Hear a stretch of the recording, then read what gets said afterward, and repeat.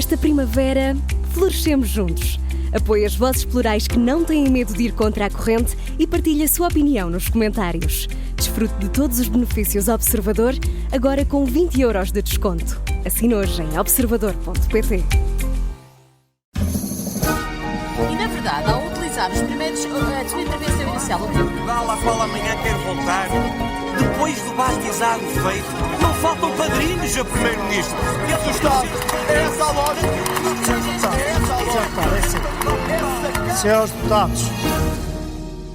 Estamos na reta final desta legislatura. A Assembleia da República vai ser dissolvida formalmente esta semana. Enquanto se mostram as últimas cartas, os corredores continuam bastante movimentados. Pelo menos assim foi na tentativa de evitar a votação da moção de confiança. O resultado final é conhecido. A moção foi mesmo a votos e o governo de Luís Montenegro caiu. Mas pelo caminho, que conversas e contactos foram feitos? Nós já lá vamos, na conversa de bastidores. Para já, vamos ao bate-boca desta semana e vamos à capacidade poética de uma deputada do PSD. E essa é uma grande falha, Sr. Primeiro-Ministro. é uma armadilha para o país. Disse o Sr. Primeiro-Ministro, o país quer saber o que é que vai fazer. Muito obrigado, senhoras e senhores deputados.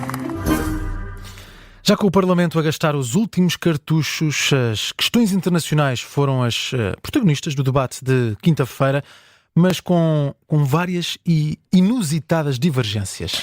Vamos lá a isto, antes que acabem com este programa também, não é? Está em vias de extinção, agora que vamos conhecendo os nomes dos deputados todos. Eu sei que esta questão da capacidade poética da deputada Liliana Reis já foi muito popularizada no programa Isto é Gozar com Quem Trabalha. Aqui vamos tentar ouvir as respostas depois do poema. Ora, o debate foi na quinta-feira, foi pedido pelo LIVRE, era sobre Europa, segurança e democracia, mas rapidamente, claro está, divergiu para a situação política nacional e até para a cultura. Como referi, o Ricardo Araújo Pereira já popularizou esta obra poética, mas para contextualizar vamos só escutar um breve trecho. Ó Europa, Europa de todos nós, bendigo o teu nome e invoco a tua ressurreição, para que sejamos novamente afortunados e dos valores e riqueza se faça reparação. As palavras Milosca às tuas crianças esvaneceram-se por entre a azáfama. Descartes e Spinoza peregrinam entre a lama e da racionalidade resta-nos a lembrança. Reis Liliana 2025 é o autor deste poema, declamado em direto na Assembleia da República, mas a deputada do PSD não se dedicou apenas a poemas nesta tarde e momentos antes tinha feito uma comparação agropecuária com o momento político que se vai vivendo. Nos últimos dias foi muito mais longe. Não tentaram apenas transformar o nosso primeiro-ministro num porco, como nos conduziram a todos a uma pocilga, através de um populismo vazio que a todos condena, porque a nenhum isenta ou absolve. A deputada do PSD, que foi cabeça de lista nas eleições de há um ano, acusa a oposição de ter transformado o Parlamento numa pocilga. Ora, a resposta não tardou, veio pela deputada do PS, Isabel Moreira, que muito rapidamente avisou que não seria em jeito de poemas. É sem poema, é? É sem poema, avisa Isabel Moreira quando chega ao púlpito da Assembleia da República, e por isso foi lá recordar o que disse Luís Montenegro quando da demissão de António Costa. Quando António Costa se demitiu, sozinho, sem ser ladeado dos seus ministros e das suas ministras, na sequência de um parágrafo que constava de um comunicado da Procuradoria-Geral da República, Luís Montenegro disse: a manipulação e a mentira têm sempre um prazo de validade, e na mesma intervenção usou palavras como compadrio, pântano e falou imediatamente em corrupção administrativa e política. A senhora deputada está apresentada. A resposta de Isabel Moreira às acusações de Liliana Reis, isto já depois de conhecida a decisão do Presidente da República de convocar eleições antecipadas, ainda assim a fazer a defesa da honra de António Costa.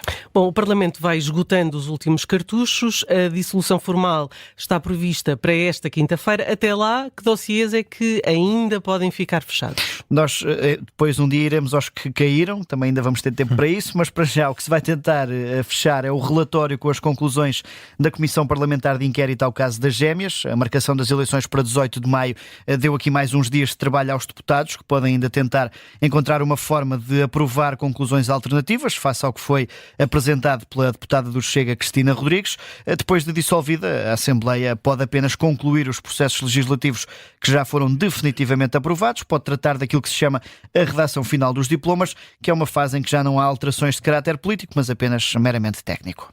É muito trabalho, até porque os partidos, Miguel, numas eleições marcadas em contrarrelógio, começam também em breve numa correria para a formação das listas de candidatos a deputados. Há uma vantagem, é que por isto ter que ser feito tudo em pouco tempo, retira margem para grandes polémicas entre os partidos na definição de listas, é também sempre algo habitual. As listas vão ter que ser entregues até ao dia 7 de abril, dá apenas 3 semanas aos partidos para apresentarem essa formalização dos candidatos. O PSD, por exemplo, deve aprovar as listas e a renovação formal da coligação até ao final da próxima semana.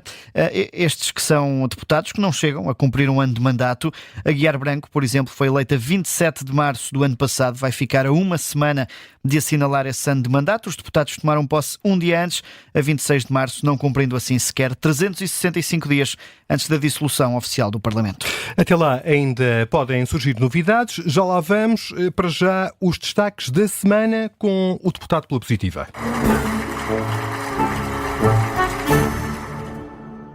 Esta semana, Miguel, destacas o deputado do Partido Socialista, Fernando Medina.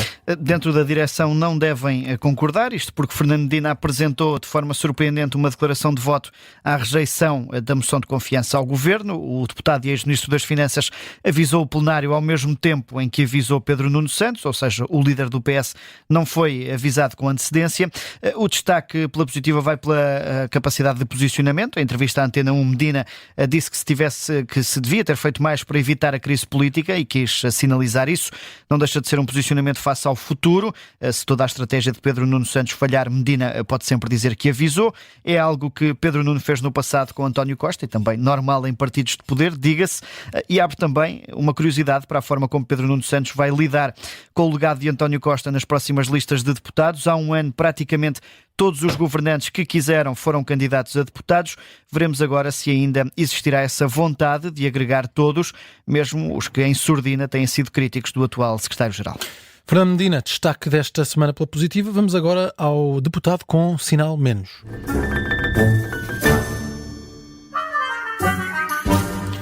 Esta semana a tua escolha vai para o líder parlamentar do PSD, Hugo Soares.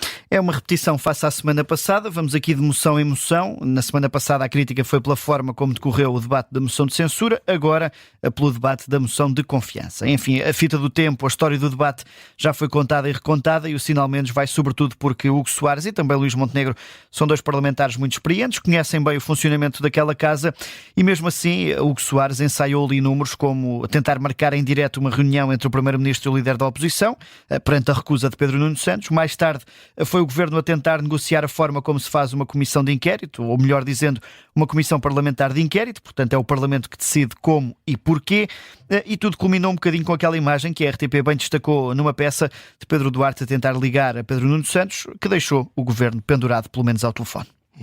E agora vamos à última agenda desta legislatura. Esta semana vai decorrer a última sessão plenária antes da dissolução. Está marcada para quarta-feira às 3 da tarde. Até agora ainda não se sabe se conta com a presença do Primeiro-Ministro ou apenas do Ministro dos Negócios Estrangeiros, Paulo Rangel. O debate que vai decorrer é de preparação para o Conselho Europeu. Luís Montenegro ainda está a decidir se tem ou não agenda para ir ao Parlamento, ou se tem ou não vontade. Ele que tem sido criticado por deixar os desafios internacionais para segundo plano nesta governação. Veremos se na quarta-feira quer dar um sinal diferente. Será o último plenário antes de Marcelo Rebelo de Sousa assinar o decreto de dissolução. Antes disso, já amanhã à tarde, a Comissão Parlamentar de Inquérito ao tratamento das gêmeas luso-brasileiras vai tentar aprovar o relatório final. Todos os partidos criticam o documento preliminar redigido pela deputada do Chega, Cristina Rodrigues. O PSD apresentou um relatório sombra, são perto de 400 páginas. Aqui o PS diz que é impossível de ler a tempo. Já o PS apresentou apenas algumas conclusões diferentes. Veremos se, perante tudo isto, há tempo ou não para cozinhar um texto com as conclusões da Comissão de Inquérito. Últimos trabalhos desta Assembleia da República, é tudo para acompanhar aqui no Observador. Antes de fecharmos, vamos ainda à conversa de bastidores.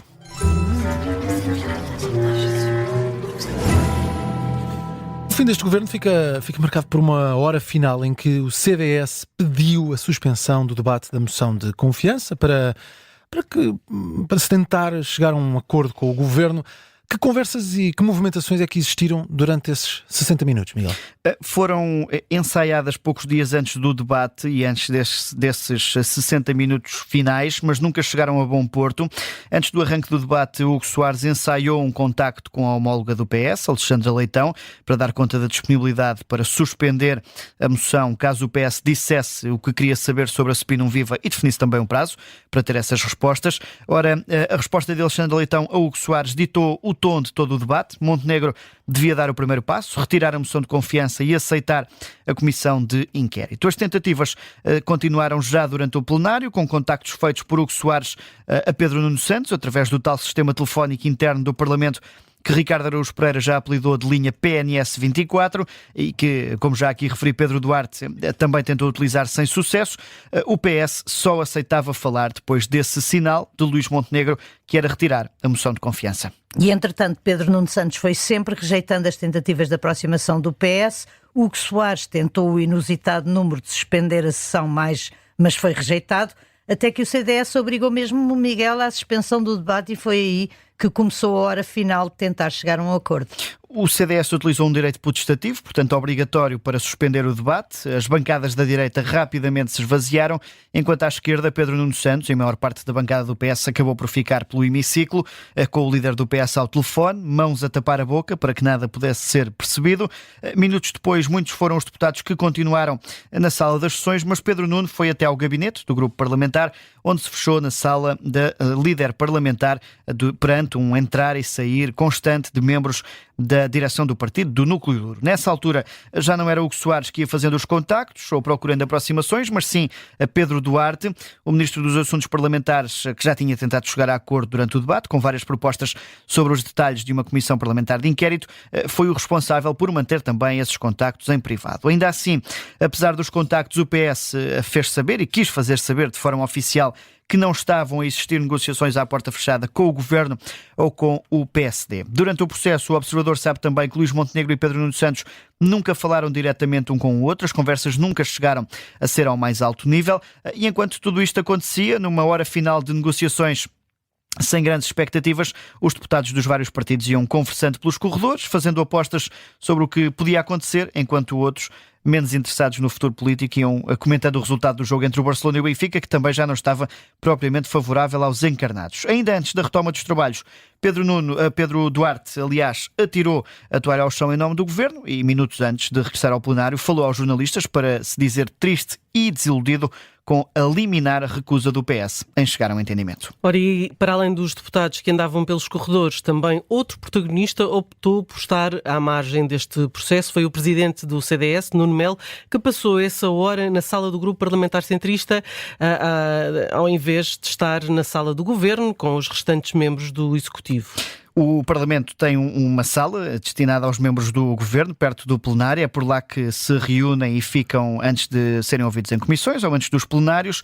Nuno Melo, desta vez, optou por ir também passeando um pouco pelos corredores, enquanto o núcleo mais próximo de Luís Montenegro estava reunido, e juntou-se depois a Paulo Núncio e João Almeida na sala do grupo parlamentar do CDS. Acabou até Nuno Melo por regressar ao plenário antes dos restantes colegas que ainda se encontravam na sala do Governo. Não ficou claro de que forma, ou se de alguma forma, Nuno Melo foi ouvido por Luís Montenegro durante este processo. O que se sabe é que o líder do CDS e parceiro de coligação do PSD não foi um dos que esteve na reunião do núcleo político do Executivo no dia 1 de março, antes daquela declaração de Luís Montenegro ao país e antes do Conselho de Ministros extraordinário. Nuno Melo ficou na sala enquanto Luís Montenegro estava reunido com o núcleo duro.